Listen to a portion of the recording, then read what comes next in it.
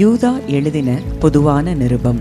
இயேசு கிறிஸ்துவினுடைய ஊழியக்காரனும் யாக்கோபினுடைய சகோதரனுமாயிருக்கிற யூதா, பிதாவாகிய தேவனாலே பரிசுத்தமாக்கப்பட்டவர்களும் இயேசு கிறிஸ்துவினாலே காக்கப்பட்டவர்களுமாகிய அழைக்கப்பட்டவர்களுக்கு எழுதுகிறதாவது: உங்களுக்கு இரக்கமும் சமாதானமும் அன்பும் பெருக கடவது.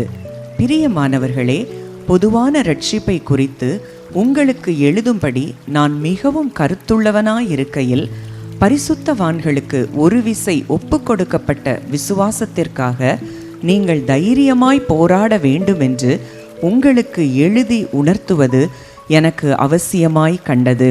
ஏனெனில் நமது தேவனுடைய கிருபையை காம விகாரத்துக்கு ஏதுவாக புரட்டி, ஒன்றான ஆண்டவராகிய தேவனையும் நம்முடைய கர்த்தராகிய இயேசு கிறிஸ்துவையும் மறுதலிக்கிற பக்தியற்றவர்களாகிய சிலர் பக்க வழியாய் நுழைந்திருக்கிறார்கள். அவர்கள் இந்த ஆக்கினைக்குள்ளாவார்கள் என்று பூர்வத்திலே எழுதியிருக்கிறது.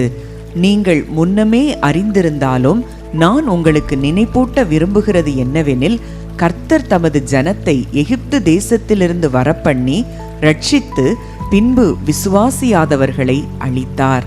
தங்களுடைய ஆதி மேன்மையை காத்து கொள்ளாமல் தங்களுக்குரிய வாசஸ்தலத்தை விட்டுவிட்ட தூதர்களையும் மகா நாளின் நியாய தீர்ப்புக்கென்று நித்திய சங்கிலிகளினாலே கட்டி அந்தகாரத்தில் அடைத்து வைத்திருக்கிறார். அப்படியே சோதோம் கொமரா பட்டணத்தார்களும் அவைகளை சூழ்ந்த பட்டணத்தார்களும் அவர்களைப் போல் விபச்சாரம் பண்ணி அந்நிய மாம்சத்தை தொடர்ந்து நித்திய அக்கினியின் ஆக்கினையை அடைந்து திருஷ்டாந்தமாக வைக்கப்பட்டிருக்கிறார்கள். அப்படி போலவே சொப்பனக்காரராகிய இவர்களும் மாம்சத்தை அசுசிப்படுத்தி கொண்டு கர்த்தத்துவத்தை அசட்டை பண்ணி மகத்துவங்களை தூஷிக்கிறார்கள். பிரதான தூதனாகிய மிகாவேல் மோசேயினுடைய சரீரத்தை குறித்து பிசாசுடனே தர்க்கித்து பேசின போது அவனை தூஷணமாய் குற்றப்படுத்த துணியாமல், கர்த்தர் உன்னை கடிந்து கொள்வாராக என்று சொன்னான். இவர்கள் தங்களுக்கு தெரியாதவைகளை தூஷிக்கிறார்கள். புத்தியில்லாத மிருகங்களைப் போல சுபாவப்படி தங்களுக்கு தெரிந்திருக்கிறவைகளாலே தங்களை கெடுத்து கொள்ளுகிறார்கள். இவர்களுக்கு ஐயோ! இவர்கள் காயினுடைய வழியில் நடந்து பிலேயாம் கூலிக்காக செய்த வஞ்சகத்திலே விரைந்தோடி கோரா எதிர்த்து பேசின பாவத்திற்கு உள்ளாகி கெட்டுப்போனார்கள்.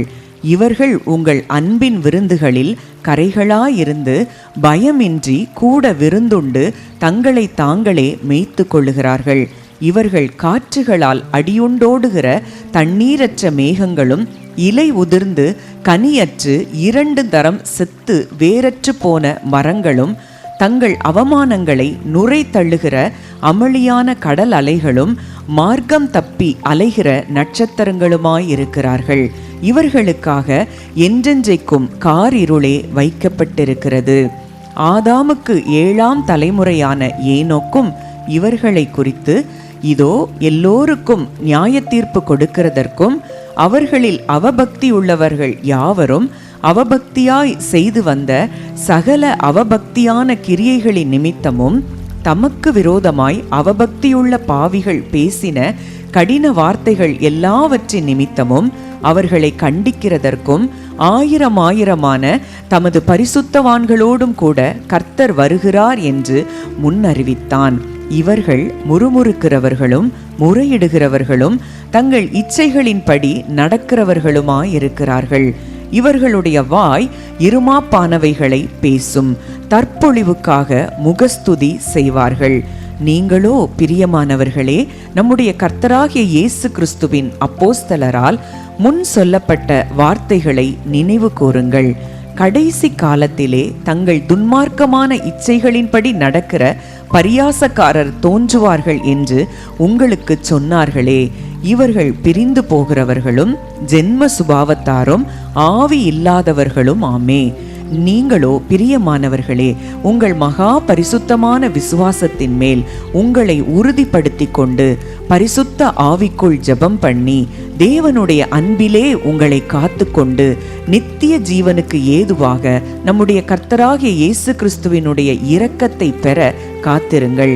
அல்லாமலும் நீங்கள் பகுத்தறிவுள்ளவர்களாயிருந்து சிலருக்கு இரக்கம் பாராட்டி சிலரை அக்கினியிலிருந்து இழுத்துவிட்டு பயத்தோடே இரட்சித்து மாம்சத்தால் கரைப்பட்டிருக்கிற வஸ்திரத்தையும் வெறுத்து தள்ளுங்கள்.